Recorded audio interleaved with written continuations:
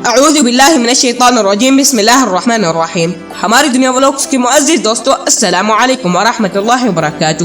ناظرین کرام، تازہ انڈا پرانے انڈے سے بہتر ہوتا ہے اور مرغی کا انڈا دوسرے پرندوں کے انڈوں سے بہتر ہوتا ہے۔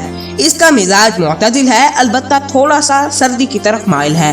القانون کے مصنف کہتے ہیں اس کی زردی گرم تر ہے، عمدہ اور صالح خون پیدا کرتی ہے، اس میں غذائیت کم ہے، زردی نرم ہو تو زود ہضم ہونے کی وجہ سے معدے سے جلدی انتڑیوں میں اتر جاتی ہے۔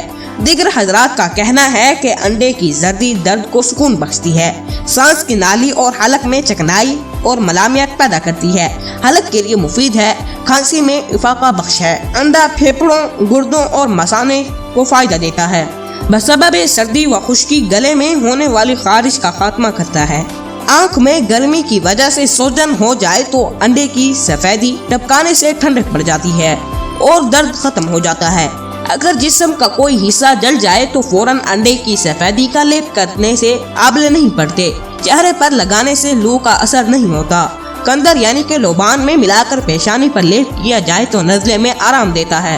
القانون کے مصنف نے اسے امراض قلب کی دعاؤں میں شمار کیا ہے اور لکھا ہے ہر چند انڈے کی زردی امراض قلب کی دعاؤں میں شامل نہیں، تاہم دل کی تقویت کے لیے یہ نہایت مؤثر ہے۔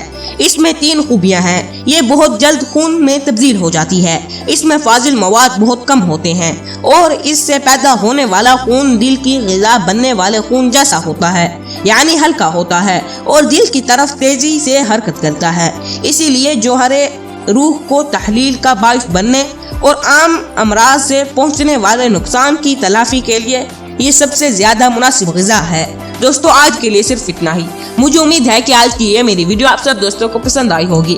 اگر پسند آئی ہے تو پلیز میری اس ویڈیو کو لائک، شیئر، کمنٹ ضرور کریں۔ ملتے ہیں ایک نیکسٹ ویڈیو میں، تب تک کے لیے دیں اجازت۔ السلام علیکم ورحمۃ اللہ وبرکاتہ۔